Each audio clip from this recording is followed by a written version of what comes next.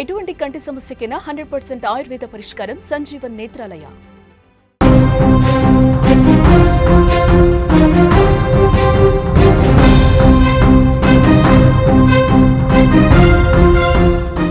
అందరికీ నమస్కారం. నేను Swaroopa Potlapalli. Welcome to Suman TV. Bigg Boss fame Siri Hanumanthu తన బాయ్ ఫ్రెండ్ అయిన శ్రీహాన్తో కలిసి వరలక్ష్మి వ్రతం చేసుకోవడం అనేది ఇప్పుడు సోషల్ మీడియాలో హాట్ టాపిక్గా మారింది.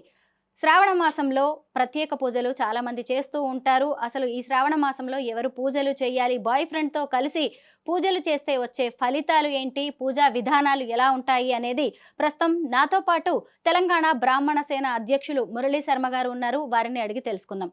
నమస్తే మురళి గారు. నమస్కారం. పెళ్లి అయిన వాళ్ళు లేదంటే పెళ్లి కావాల్సిన వాళ్ళు ఈ పూజలు చేసుకుంటూ ఉంటారు. తమ మాంగళ్యం బాగుండాలని, మంచి భర్త రావాలని, పిల్లలు కావాలని. కానీ ఇలా బాయ్ ఫ్రెండ్ తో కలిసి వరలక్ష్మి వ్రతం లాంటివి చేసుకోవచ్చా శర్మ గారు? ఈ బిగ్ బాస్ షో వల్ల సమాజం పాడైపోతుంది అనడానికి ఒక ప్రత్యక్ష ఉదాహరణ ఇది ఈ సంఘటన. ఈ సిరి హనుమంత్ అనేటువంటి ఆమె తను సహజీవనం చేస్తున్నాను, లేకపోతే తన బాయ్ ఫ్రెండ్తో కలిసి శ్రావణ మాసం వరలక్ష్మి పూజ చేశాను, వ్రతం చేశానని చెప్పడం ఇది అత్యంత ఒక వింత చర్యగా భావిస్తున్నాము. దేవుడికి కావాల్సింది మంచి మనసు, శ్రద్ధ, పూజ, భక్తి ఇలాంటివి కదా. వాళ్ళు ఎలాంటి వాళ్ళైనా కావచ్చు, దేవుణ్ణి శ్రద్ధగా పూజిస్తే చాలు. దీనికి దానికి లింక్ పెట్టలేం కదా. ఖచ్చితమైనటువంటి అవమానము బహిరంగంగా జరుగుతుంది. మన దేవాలయ వ్యవస్థలో, మన సనాతన ధర్మ వ్యవస్థలో కొన్ని గొప్ప విషయాలు ఉన్నాయి. అందుకే వారు ధర్మపత్ని అని అంటారు. ఒక వ్యక్తికి ఒక జంట వివాహం జరుగుతూ ఉంటే వాళ్ళ ఇంట్లో వాళ్ళ పేరెంట్స్ సంతోషపడతారు, దాంతోపాటు దేవతలు కూడా సంతోషపడతారు. కారణం ఏంటంటే వీరి యొక్క వివాహం తర్వాత వారు అనేక పూజలు వ్రతాలు కూడా చేస్తారు. కాబట్టి ఇప్పుడు నేను ఇందాక చెప్పినటువంటి సందర్భం వీరికి అందరికీ అప్లికబుల్ అవుతుంది. ఎలాగంటే వీరు ఒక దేవాలయానికి కానీ లేదంటే ఒక పూజలో కానీ కూర్చున్నప్పుడు సంకల్పం అనేది కూడా చెప్తారు. లేదంటే ఒక దేవాలయంకి వెళ్తే ఒక ఈవెన్ అష్టోత్తరం చేయించుకోవాలన్నా, అర్చన చేయించుకోవాలన్నా సరే సంకల్పం అనేది చెప్పేటువంటి దానిలో భాగంగా కూడా వచ్చినటువంటి వారి యొక్క గోత్రనామాలు చెప్పడం జరుగుతుంది. ఒక భార్యాభర్త వెళ్ళారు. మొదట భర్త తన గోత్రముని, తన పేరుని చెప్తాడు. తరువాత అదే గోత్రం అనేది వేరే ఉండదు, అదే గోత్రం భార్యకు కూడా వస్తుంది అనమాట. గోత్రం ఒకటే ఉండి వాళ్ళిద్దరి పేర్లు చెప్తారు. ఇంకా సాకుటుంబాన క్షేమ స్థైర్య ధైర్య వీర్య విజాభయ ఆయు ఆరోగ్య ఐశ్వర్యాభివృద్ధిద్దాం ఇదంతా చెప్తారు. చెప్పి అక్కడ తర్వాత కార్యక్రమం జరుగుతుంది.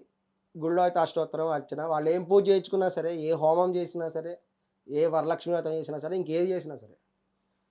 ఇప్పుడు ఈ సహజీవనం చేసే వాళ్ళ విషయానికి వద్దాం. ఇద్దరు, ఒక ఆడ మగ గుడికి వెళ్ళారు. అక్కడ ఒక పంతులు గారు ఉన్నారు, అక్కడ అర్చకుడు ఎవరు ఉంటారు, లేదంటే ఇంట్లో అయితే ఒక పంతులు గారు వచ్చి ఉంటారు. మొదట కూర్చున్నప్పుడు అంతా ఆచమన అయిన తర్వాత గోత్రనామాలు చెప్పినప్పుడు గోత్రం అంటారు. ఆమె భర్త ఒక పేరు చెప్తాడు, అతని గోత్రం అతని పేరు చెప్తాడు. పక్కన ఉండేటువంటి స్త్రీ ఉంది, ఆమె గోత్రం చెప్పాల్సి వచ్చినప్పుడు పెళ్ళైతే మాత్రమే గోత్రం మారుతుంది. సాధారణంగా ప్రతి వ్యక్తికి గోత్రం నామం ఉంటుంది. నామం అంటే పేరు, గోత్రము పేరు ఉంటుంది. ఈ గోత్రం అనేటువంటిది వంశపారంపర్యంగా వస్తుంది. ఇది పితృస్వామ్య దేశం మంది.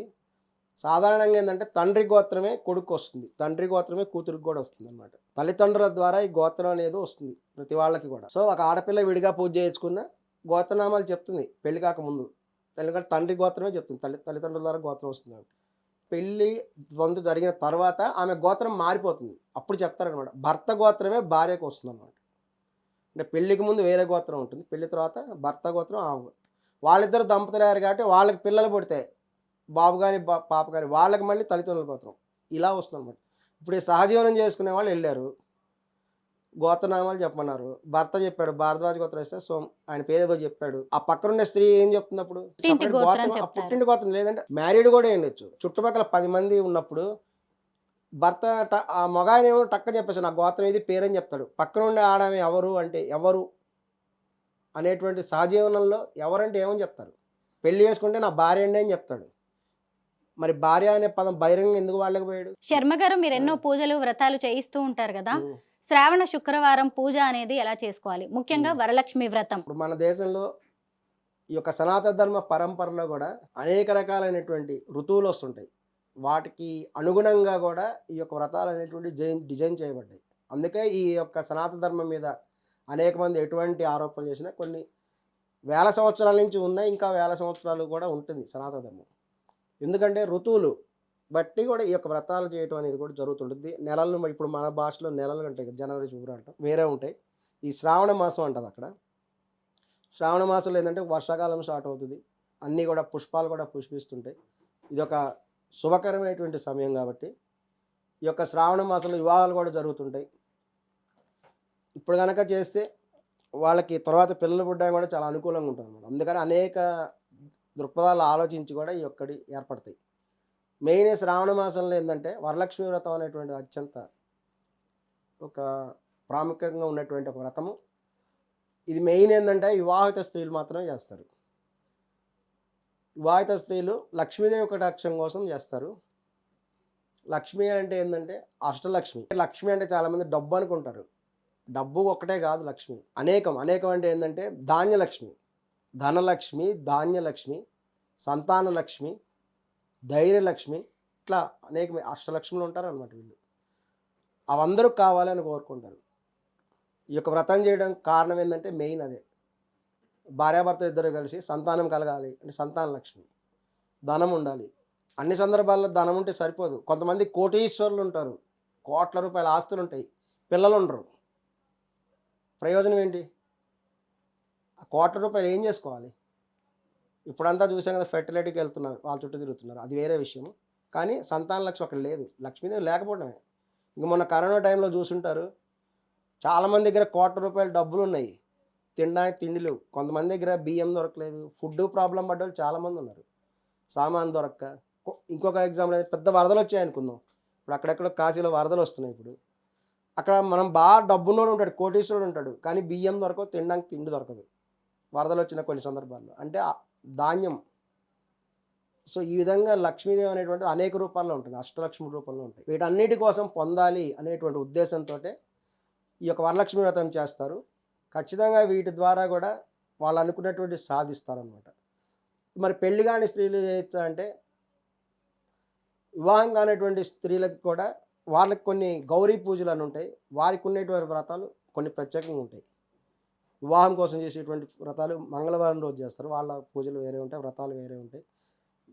తమ యొక్క జీవితంలో వేరువేరు సందర్భాల్లో వేరువేరు కోరికలకి వేరువేరు ఉన్న డిఫరెంట్ పూజలు కూడా వ్రతాలు అనేవి ఉంటాయి అన్నమాట.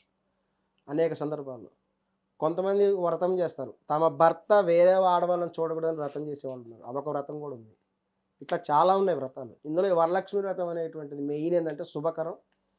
ఇది ఎవరైతే చేశారో వాళ్ళ సమస్త కోరికలు కూడా తీరుతాయి, వాళ్ళకి అష్టలక్ష్మి యొక్క కటాక్షం కూడా లభిస్తుంది. కాబట్టి తప్పనిసరిగా కూడా శ్రావణ మాసంలో ఆడవాళ్ళు వ్రతం చేయటం అనేది శుభకరం. ఇప్పుడు మీరు చెప్పారు కదా, మంగళవారం గౌరీ వ్రతం చేస్తారు పెళ్లి కావాల్సిన ఆడపిల్లలు అని చెప్పి, అవును, మంచి భర్త కావాలి అని, అవును, మంచి జీవితం కావాలి అని అవును, కోరుకుంటారు. అవును. అయితే ఇప్పుడు సిరి హనుమంతు కూడా ఎలాగో త్వరలో పెళ్లి చేసుకోబోయే వాళ్ళమే కదా అని శ్రీహాన్తో కలిసి పూజ చేసింది అనుకోవచ్చు కదా, అందులో తప్పేముంది?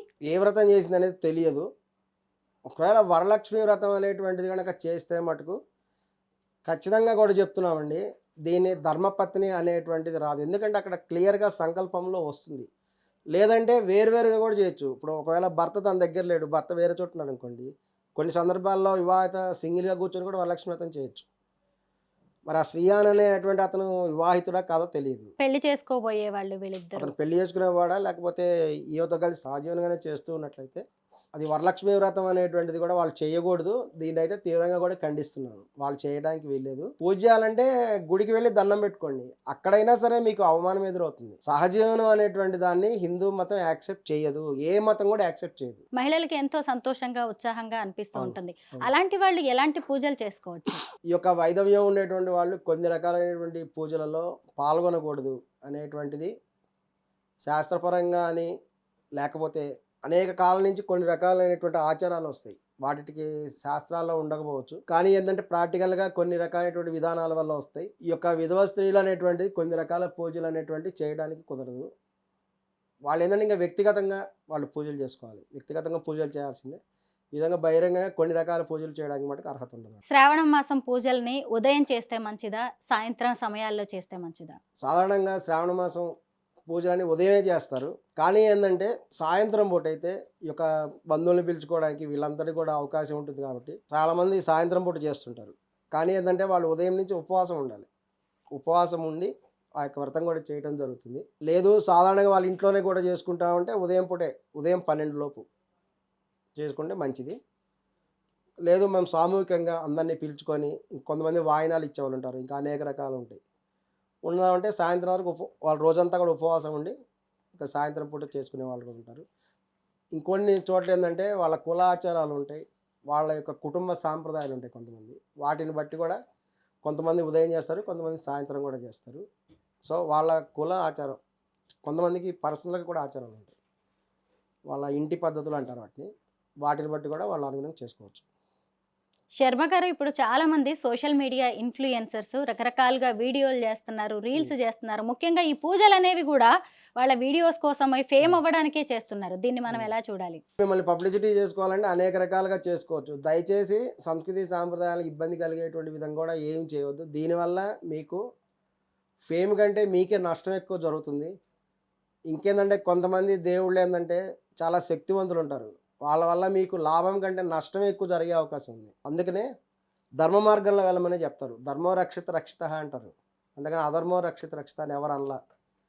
ధర్మాన్ని రక్షిస్తే ధర్మం మిమ్మల్ని కాపాడుతుంది.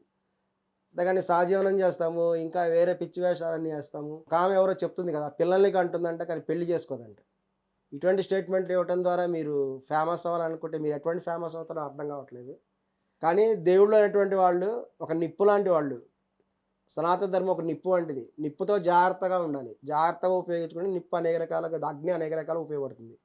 కానీ నిప్పుతో అగ్నితో చెలగాటం అయితే మటుకు వాళ్ళే కాలిపోయే అవకాశం ఉంటుంది. భక్తి, పూజ, నోము, వ్రతం ఇవన్నీ కూడా వ్యక్తిగత విషయాలు. కాకపోతే కొన్ని రకాలైన పూజలు, వ్రతాలు, నోములు చేసేటప్పుడు ఖచ్చితంగా ఆ విధానాన్ని పాటించాలి అని శర్మ గారు చెబుతూ ఉన్నారు.